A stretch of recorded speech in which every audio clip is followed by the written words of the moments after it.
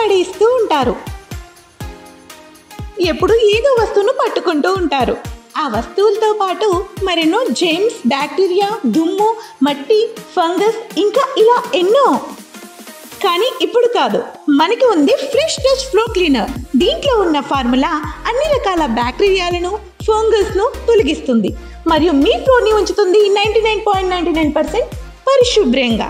కేవలం 3 మూతల floor క్లీనర్ని bucket నీళ్ళల్లో కలిపేయండి. శుభ్రంగా మీ గదిని తుడిచేయండి.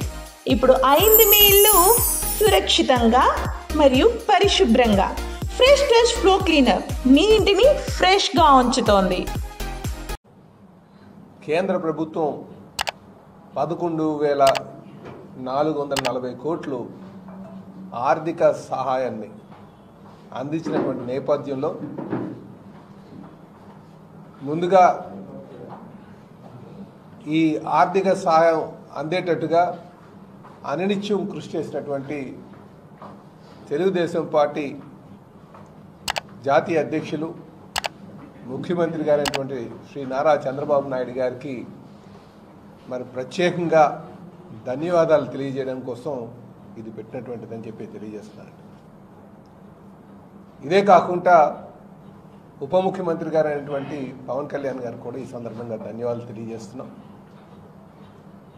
అలాగే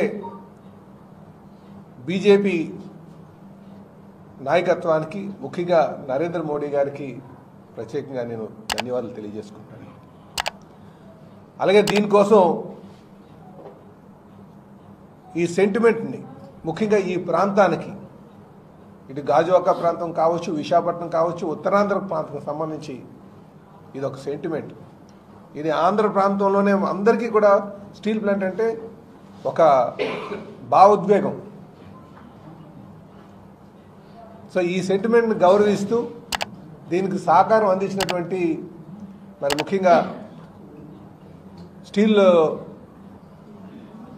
కేంద్ర మంత్రి గారైనటువంటి కుమారస్వామి గారికి, అలాగే స్టీల్ సహాయ మంత్రి అయినటువంటి శ్రీనివాసరావు గారికి, నిర్మలా సీతారామన్ గారికి, అలాగే పురంధరేశ్వరి గారికి, వీరికి కూడా నేను ఈ సందర్భంగా ధన్యవాదాలు తెలియజేస్తున్నానండి. ఎందుకంటే వీళ్ళందరూ కూడా వారి యొక్క సహాయ సహకారాలు అందించారు. అలాగే ప్రత్యేకంగా మరి కేంద్ర మంత్రి గారైనటువంటి ఈ ఉత్తరాంధ్ర ప్రాంతానికి సంబంధించి రామ్మోహన్ నాయుడు గారు, కేంద్ర మంత్రి గారికి, వారికి కూడా నేను ప్రత్యేకంగా ధన్యవాదాలు తెలియజేస్తున్నాను.